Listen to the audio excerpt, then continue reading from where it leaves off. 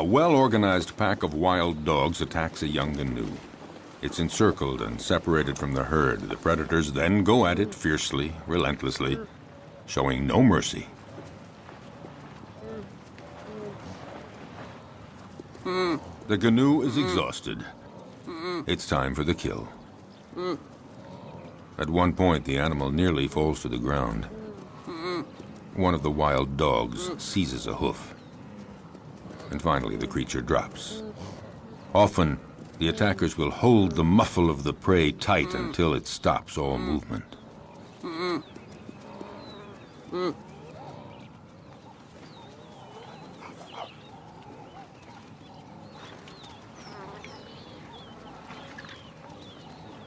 Now it just remains for the predators to share the meal.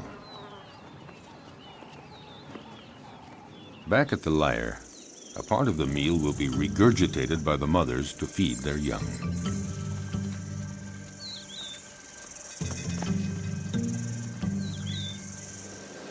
It may seem that predators are ruthless. They show no mercy at all.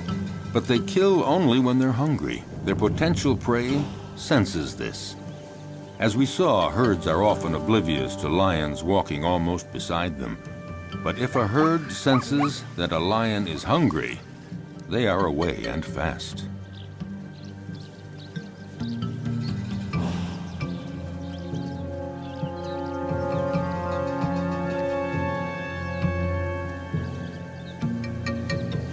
Yes, usually lions hunt in groups, or rather the lionesses hunt in groups.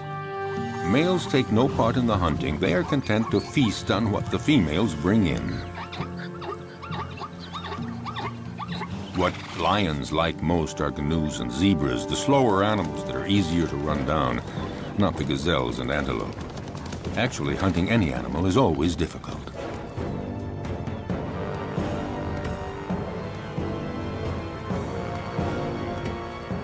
When hunting in groups, lionesses lie in wait, upwind, but one is stationed downwind. They wait for the right moment and then come out all at once, heading straight for the herd. The targeted animal is, of course, terrified and runs in all directions. There's every chance that the ambush will be successful. It is said that the zebra has an anti-lion camouflage.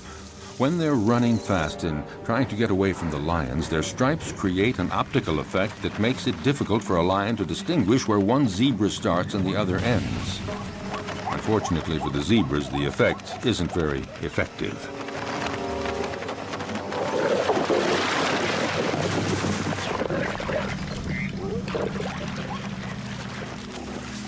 A lioness kills by strangulation, and it's a slow death.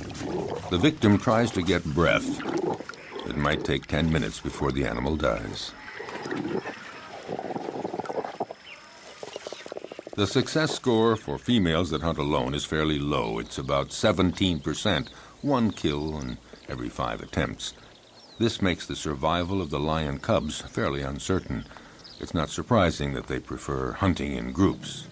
Today, the lionesses and the cubs are eating as fast as they can before a male comes along to take his share.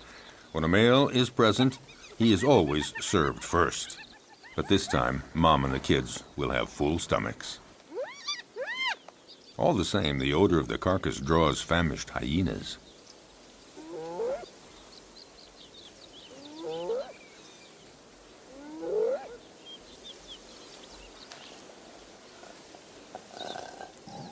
The banquet attracts envious neighbors. The hyena moves in closer, no doubt convinced that the moment has come to make his move. But the lionesses have no intention of letting him get away with it.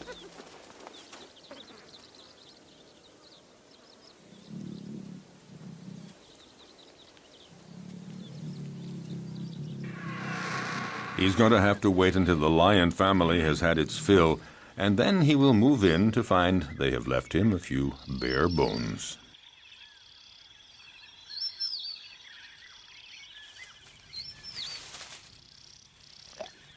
No, not much chance that the lions will leave much for the hyena.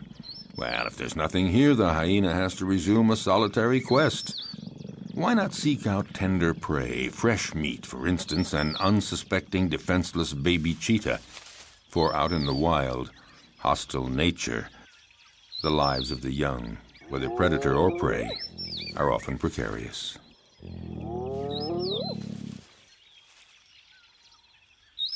However, the hyena just might have a difficult and dangerous fight with the mother. Intimidation, dissuasion, will he dare?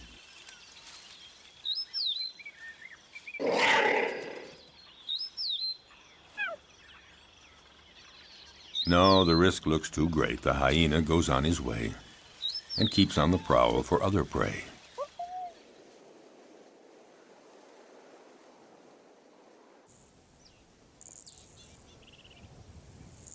His courage seems to have deserted him for trying another attack. Off the hyena goes looking for any food to quell the pangs of hunger. Once the danger is over, the mother cheetah is required to leave her little ones and go off to hunt. But will they be there when she returns? In the savannah, cruel choices have to be made.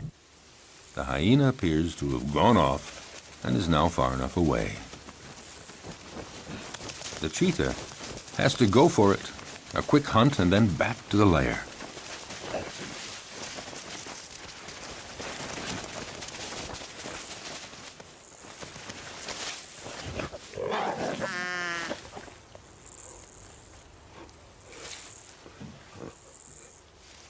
The hyena is watching all this.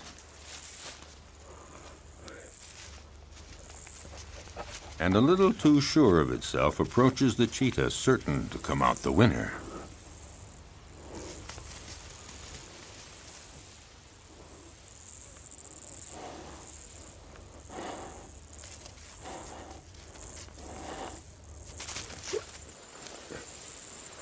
But just then, a new character walks on stage, one that was not expected, a lioness. This one is really sure of herself and determined to turn the situation to her advantage. Nobody dares attack her. The hyena and the cheetah are left on their own.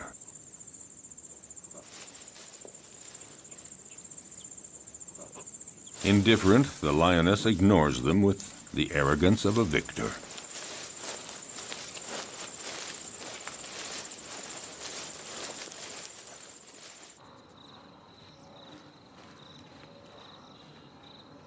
Vexed, the hyena, again, goes off to a safe distance.